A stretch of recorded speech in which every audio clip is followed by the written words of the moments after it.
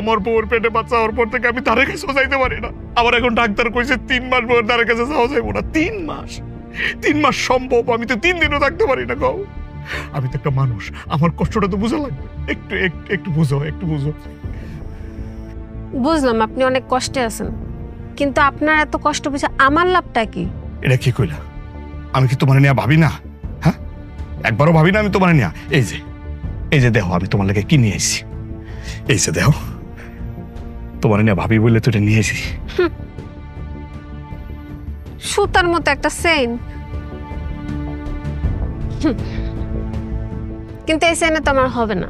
আমার তো আরো অনেক চাহিদা আছে। কও না, মুখ ফুটে একবার খালি কও। আমার 3 ভরি দিয়া 2টা স্বর্ণের বালা বানাই দিতে হবে। মনে করো তুমি পেয়ে গেছো, এখন চলো। কিন্তু আমার আরো অনেক চাহিদা আছে। আরো কি? আমি বাজারে একটা দোকান পছন্দ করে রাখছি, আমার ওই দোকান একটা পার্লার করে দিতে হবে। আমার পার্লারের অনেক শখ। আচ্ছা আচ্ছা, ঠিক আছে, আমি তোমার পার্লার ব্যবস্থা করে দিব, পার্লারও করে দিব, বালাও দিব। খুশি?